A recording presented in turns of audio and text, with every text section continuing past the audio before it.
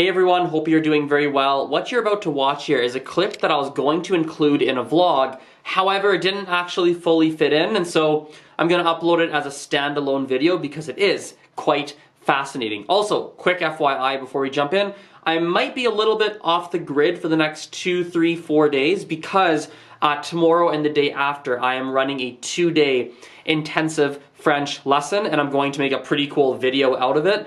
But it's going to take me quite a bit of time to edit and put together and kind of figure out what I want to do with the video footage from that event. And so if you don't see a video from me tomorrow or on Saturday or on Sunday or even Monday, Tuesday, you know, that's kind of why I'm working on that video, and I probably don't have the full time that I normally would to upload daily as I normally do. But with that aside, let's jump into the video.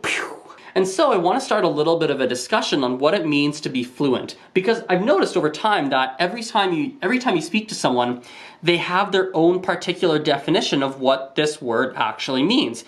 And it's funny though, because if you look at it, a lot of people feel stressed about this word. A lot of people feel like, I want to be fluent in blah, blah, blah, blah, blah, blah, blah language, and yet they haven't actually defined for themselves what this word means. And because of that, they're striving towards this goal that they haven't actually defined. And that, my friends, is stressful because you don't know if you're on the right track, you don't know when you achieve it. If you ever achieve it, you have no freaking idea. And so the biggest thing that I recommend when it comes to this term fluency is that you define it for yourself. You figure out for you, what does it mean to be fluent? Now, generally speaking, I think a lot of you watching this might be thinking that, well, I don't know what it means to me. Like, how do I define that? Well, there's a couple options.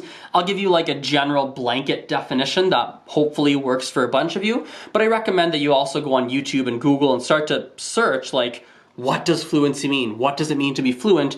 And attach yourself to a definition that really, speaks to you, that really, that you agree with, let's say. Now, my personal definition, I kind of have two. The blanket definition is that if you're fluent in a language, it means that you can function very, very comfortably or quite comfortably in most situations in a given language without having to struggle too much mentally. Maybe your accent's not perfect, maybe your grammar's not perfect, maybe you still make mistakes, you probably still don't know a whole bunch of words, but generally speaking, you are quite comfortable in a majority of situations in that language. Also, fluency, I think this blanket definition, we can look at, I think one aspect of it as well is that you have a decent level in the reading and writing side. Maybe you can't write a 20-page university essay, but you're not completely illiterate. You can read, you can write, and you're not too it doesn't challenge you too much to have to read and write in that language. I think that definition is a very good blanket definition that will work for many people. However, it's interesting because if I look at my personal definition of the word for myself, I believe that it's actually unhealthy for most people. It just works for me because it doesn't stress me out too much mentally, but I think my definition would stress a lot of people out mentally if they were to adopt my personal standard of the word fluent. My personal standard, if I say I'm fluent in something, it basically means that I speak at such a high level that you almost couldn't distinguish me from a native speaker. Obviously, you'll notice differences because I'm not a native speaker, but it's super close. My listening comprehension skills, again, are basically at a native level. My writing and reading level are at a high academic level, to the point where if I gave you like an essay, like a 20-page essay, you would think that a native speaker wrote it, or like either a native speaker or you're like, there's a couple minor mistakes, but I feel like potentially it was written by a native speaker.